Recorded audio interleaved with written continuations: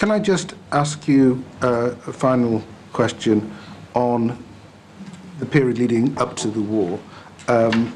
We've mentioned the importance of the UN to you, and this was clearly a major concern when it became apparent that a second resolution was not going to be found.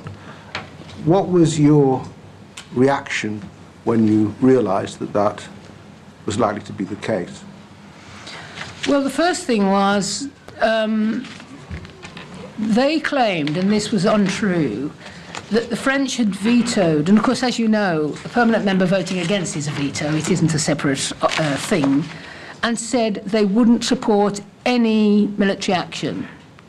And that was untrue, but that was said repeatedly. And I remember saying, that can't be, the French can't have done that, because there'd been this French-Russian statement that we needed more time, but in the end, the authority of the UN had to be upheld. But again, when they said that the French had said that, therefore there could be no second resolution, I believed them at the time. You don't want to disbelieve your Prime Minister in the run-up to a war, and you don't want to disbelieve the leader of your party, and you want to be loyal. I mean, I did believe them too often, I think. But then I decided, I mean, my idea was that we prepare for everything, and as I used to call it, we'll hold on to Tony Blair's ankles, he might hold on to Bush, and we might get the thing done right. That was my kind of idea in my head. And then I, whatever the date was, 12th of March or something, decided I would do this interview with Andrew Rawnsley and say, if there's not a second resolution, I'm leaving the government, which I did, and let me say, completely on my own bat, because my poor old civil servants in the press office were hauled over the coals. They had nothing to do with it.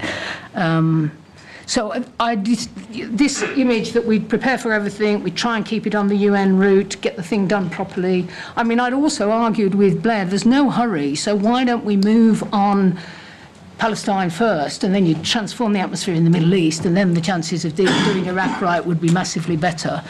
So that was my concept of what I was doing. And did you discuss this with other cabinet colleagues at the time? We've heard Jack Straw sort of had his idea of a plan B at this time, which would have given us a much reduced military role. Clearly, Robin Cook was considering his position at the time. Did you discuss the situation with them? Things were enormously fraught, and, you know, this breakdown of normal communications. I had various cups of coffee with Gordon and discussed with him, and he was very unhappy and marginalised, but he was worried about other things beyond Iraq. He would say on Iraq, we must uphold the UN, and I'd say I agree, but, you know, are we going to do it that way? And then he'd talk about other issues that were worrying him, and I'd rabbit on about Iraq. So I'm not sure we were communicating terribly fully, but we were having cups of coffee. I talked to Jack Straw when we were on the platform together at the Labour Party conference and said, is there any risk that Tony will go to war with the Americans without the UN? And he said, I'm not sure, but I'm working on it. So we had that conversation. Gordon told me that Robin Cook had told someone in the media that Gordon, Robin and I were against, though I wasn't reading all the media at that time. But even, you see, I didn't know Robin was going to resign. You can see how poor the the discussion in the cabinet was. It was Tony Blair told me when he called me in to see him privately and said, Robin's gone, I'm going today. So it was all fractured and broken down. You were unaware that Robin Cook had these serious misgivings, despite him being I knew he had misgivings, but you remember all the time, and Robin had said, if we do it properly through the UN, we're all for it. So the misgivings were always about breaking out of what was meant to be the policy, which, because of the media, one was fearing all the time. And so you had a meeting with the Prime Minister which encouraged you to stay. What were the assurances you were given then? Well, he rang me up and was very cross, and I said, I'll go now, you know. He said, no, no. Looking back, you can see why. He didn't want two of us going at the same time, but of course... And then he said, come and see me, and he asked me to see him 2 or 3 times and said, what is it, what is your bottom line? And indeed involved my permanent secretary in writing a letter to Andrew Turnbull and I was second resolution, UN lead on reconstruction, and the roadmap had been negotiated, which should have meant a Palestinian state by the end of 2005, publication of the roadmap.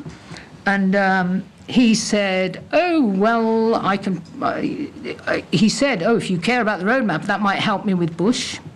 And he had me back in another day and said, oh, Bush is going to make a statement saying he accepts the roadmap. I have to say at that time, I didn't think if the President of the United States and the Prime Minister of Britain said something as profound as that, I thought it meant something rather than just a bit of manipulation. And then he had me in a separate time and said, I've got Bush to agree to a UN lead on reconstruction, and I want you to stay, and we need international cooperation. And I booked my place to make my resignation statement with the Speaker, and the Prime Minister persuaded me to stop the war. The Conservatives were voting with the government. There was lots of arms twisting going on about the size of the Labour revolt, but it was going to pass.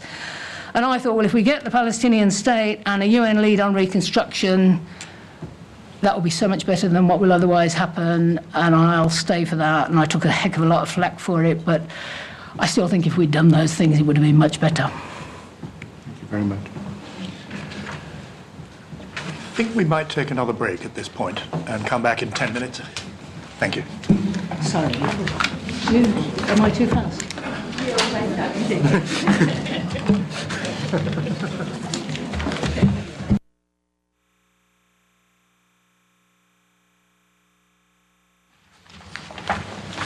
I'll turn to Baroness Bashar, who will reopen questions. Roger.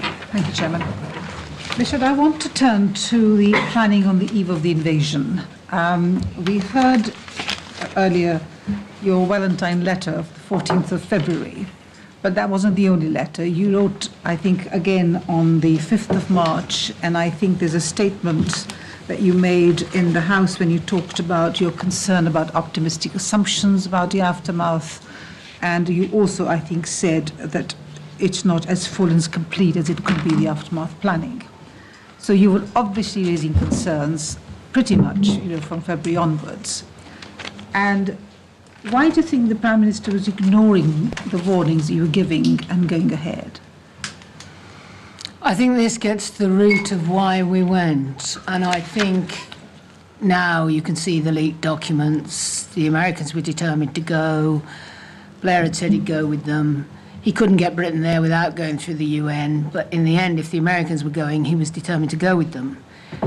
And I repeat, I've said it before, but it's very important. There was no need to go at that time. There was no emergency. There was nothing happening that meant we couldn't have more time. I mean, you said that in your letter 5th of March. Yes, I know, but I'm saying it in general. I mean, it's a very important point. Now, this is about the special relationship. Was Blair willing to say to the Americans, I'm not going with you now.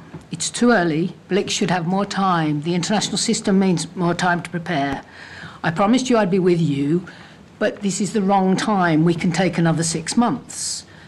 And I think he was so frantic to be with America that all that was thrown away. And if he'd done that, his place in history, the UK's role in the world, would have been so much more honourable. And this is Britain needs to think about this, the special relationship. What do we mean by it? Do we mean that we have an independent relationship and we say what we think, or do we mean we just abjectly go wherever America goes because we think that puts us in the big league? And I think that was it, and it's a tragedy. That is the tragedy.